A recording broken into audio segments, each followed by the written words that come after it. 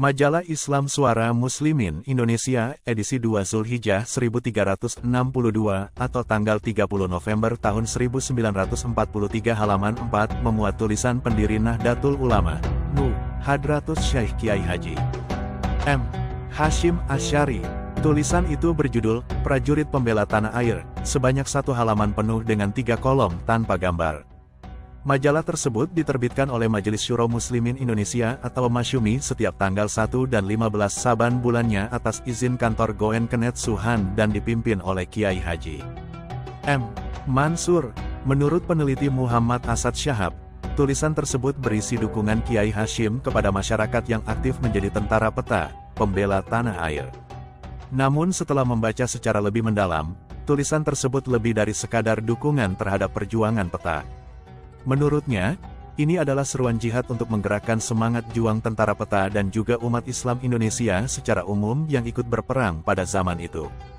Berikut ini penulis salin tulisan lengkapnya yang disesuaikan dengan ejaan dalam Pedoman Umum Ejaan Bahasa Indonesia, PUEBI. Prajurit Pembela Tanah Air, oleh Kiai Haji M. Hasyim Asy'ari, dengan nama Allah Penyayang dan Pengasih. Sekalian puji bagi Allah yang luhur dalam kemuliaannya, yang berkuasa sendiri akan membalik-balikkan hati hambanya, yang memberi percobaan dengan sesuatu hal dan lawan hal itu. Rahmat dan salam bagi utusannya, junjungan kita Muhammad dan keluarganya dan tentaranya. Kemudian, maka inilah keterangan ringkas dari Al-Quran dan hadis bagi para muslimin yang masuk jadi prajurit pembela tanah air kita, barisan sukarela, umumnya, dan bagi orang yang berperang untuk menolak musuh, yang ingin merebut tanah air kita, Inggris, Amerika, dan golongannya, pada khususnya.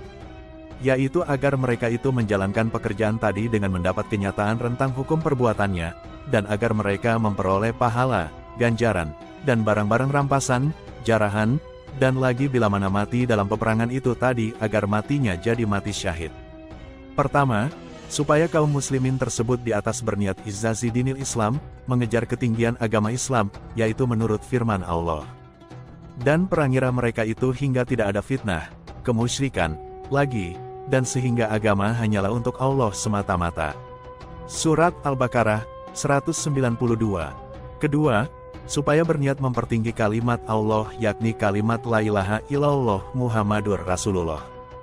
Yaitu agar pekerjaan itu termasuk dalam arti fisabilillah menurut keterangan dalam hadis.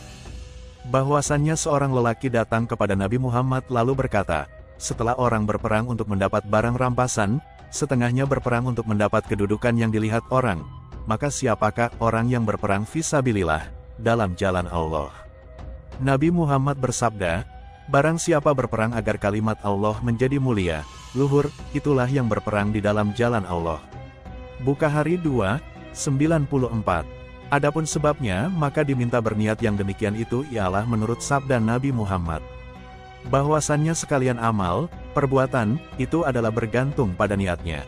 Dan tiap-tiap orang itu akan memperoleh hasil sebagai yang diniati.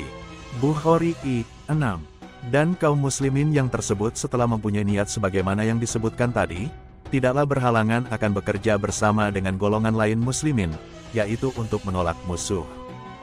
Hal itu sebagai keterangan dalam hadis Bukhari. Fasal dalam menceritakan jihad adalah langsung bersama dengan orang bagus-bagus, beragama Islam, dan lainnya. Yaitu menurut sabda Nabi Muhammad, kuda, untuk berperang, adalah bergantung padanya perkata baik hingga hari kiamat, perkara baik artinya, pahala dan barang-barang rampasan. Bukhari 2:98. Dan menurut sabda Nabi Muhammad, jika Allah menurunkan siksa pada suatu golongan, siksa itu mengenai sekalian orang di dalam lingkungan golongan itu, kemudian kelak mereka akan dibangunkan di akhirat, menurut pekerjaannya masing-masing. Bukhari 4:162. Dan jika kaum muslimin yang berperang itu meninggal dalam peperangan, setelah mempunyai niat tersebut di atas, maka akan mendapat derajat syahid dunia dan akhirat. Yaitu menurut keterangan hadis, orang syahid adalah 5 orang. 1. Meninggal dunia karena penyakit taun. 2. Meninggal karena sakit perut. 3. Meninggal karena tenggelam. 4. Meninggal karena kerobohan. Dan 5. Meninggal syahid dalam jalan Allah. Bukhari 2:96. Dan lagi menurut hadis sahabat Abdullah bin Amrin, Katanya, saya mendengar Nabi kita bersabda, barang siapa meninggal karena mempertahankan harta bendanya maka ia itu mati syahid. Bukhari 2:49. Sedang menurut riwayat Abu Dawud dan Turmuzi, barang siapa uangnya akan dirampas dengan tiada benar, kemudian dia melawan dan meninggal, maka ia itulah mati syahid. Tulisan Hadratus Syekh Kiai Haji M.